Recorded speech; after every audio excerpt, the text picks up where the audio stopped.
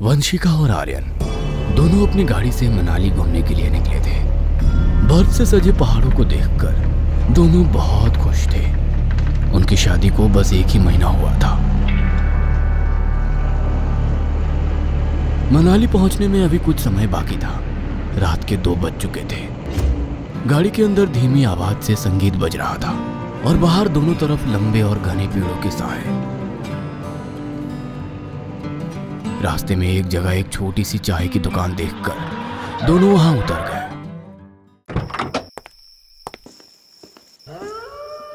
चारों तरफ अंधेरा था। बस उस चाय की छोटी सी दुकान पर एक 100 वाट का बल्ब जल रहा था।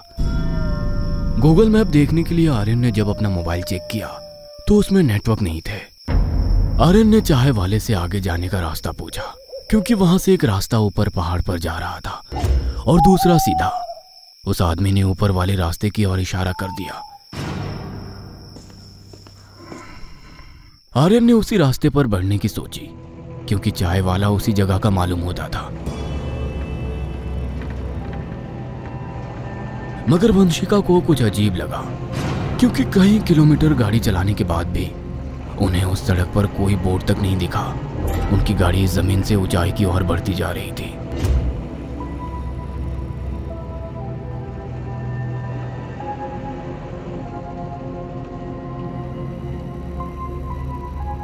आसमान के तारे और करीब दिखने लगे थे। रात काली और अंधेरी होती जा रही थी। जहाँ हम लोग उतरे थे वहाँ से तो मनाली 2 घंटे में ही आ जाना चाहिए था। ये हम लोग किस तरफ चलते जा रहे हैं? अभी तक एक भी घर या आदमी नजर नहीं आ रहा। लगता है उस आदमी ने हमें गलत रास्ता बता दिया है। शायद तुम सही कहती हो। दोनों तरफ घना जंगल है और यहाँ हम दोनों के अलावा कोई भी नहीं। मुझे अब थकान से नींद भी आने लगी है।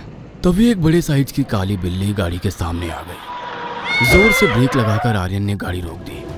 आर्यन और वंशिका घबराकर उस बिल्ली की ओर देखने लगे। उस बिल्ली की आंखें ऐसे चमक रही थी जैसे उसकी आंखों में किसी ने लाल बल्ब फिट कर दिए हो।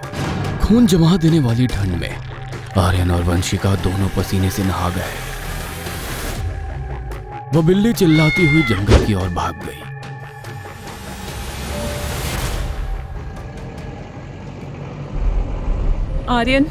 आर्यन, मुझे लग रहा है हमें वापस मुड़ना चाहिए। ये रास्ता सही नहीं है। आर्यन ने गाड़ी रोक दी।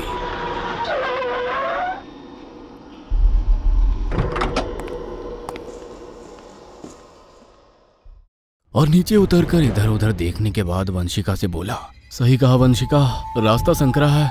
एक तरफ खड़ी चट्टाने और दूसरी ओर रात के समय में अनंत सी प्रतीत होती खाई।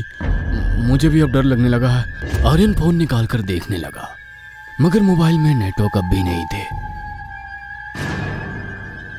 आर्यन, बचाओ! क्या हुआ वंशिका? तुम चिल्लाई क्यों? कुछ नहीं हुआ। मुझे क्या होगा? तुम गाड़ी से क्यों उतरे? चलो ना, आगे चलकर और देखते हैं। आर्यन को बड़ा अजीब सा लगा। वंशिका जो अब तक वापस मुड़ने के लिए बोल रही थी, उसे अचानक क्या हो गया? आर्यन फिर से गाड़ी ड्राइव करने लगा।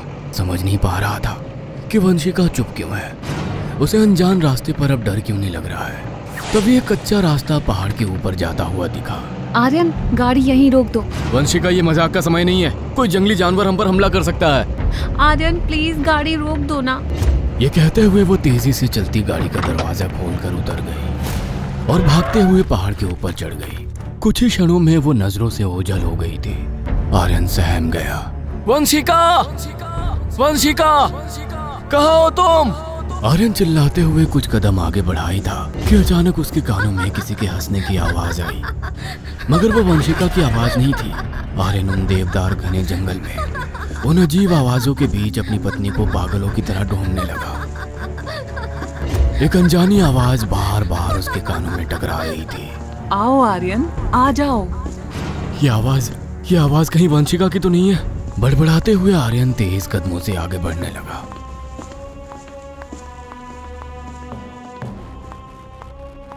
तो उसने देखा सामने पेड़ की टहनी पर वंशिका छोटे बच्चे की तरह पैर हिलाते हुए बैठी थी। आर्यन वंशिका को देखकर कांप कर रह गया। तभी उसके कंधे पर पीछे से किसी ने हाथ रखा।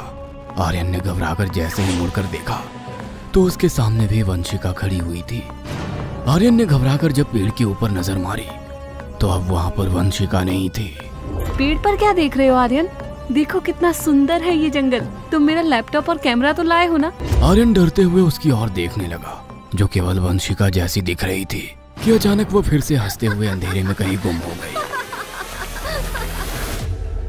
तभी आर्यन को पेड़ की टहनियों पर ढेर सारी स्त्रियों की लाशें लटकी हुई दिखाई पड़ी।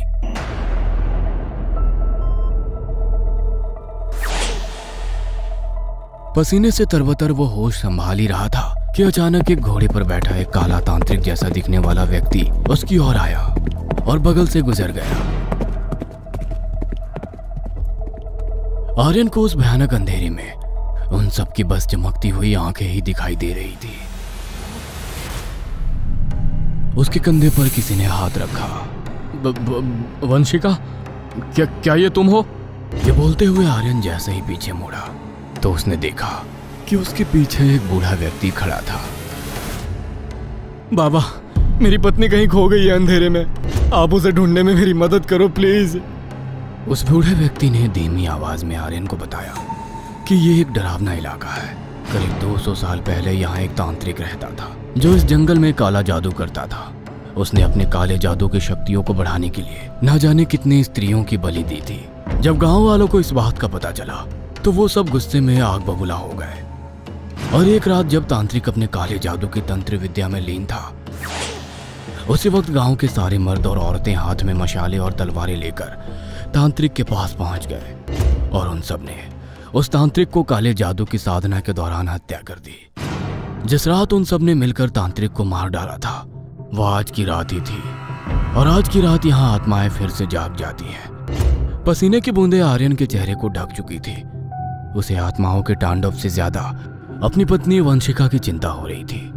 वो उस बूढ़े व्यक्ति को गौर से देखने लगा। उसका चेहरा उसके लंबे बालों से ढका हुआ था।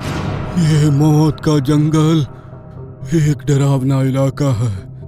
आज की रात वही तांत्रिक दोबारा जीवित होकर अपनी सिद्धियों को बढ़ाता है, आत्माओं से ताकत लेता है और कोई इंसान मिल जाए तो उसकी बलि के लहू से इस जंगल को सींचता है।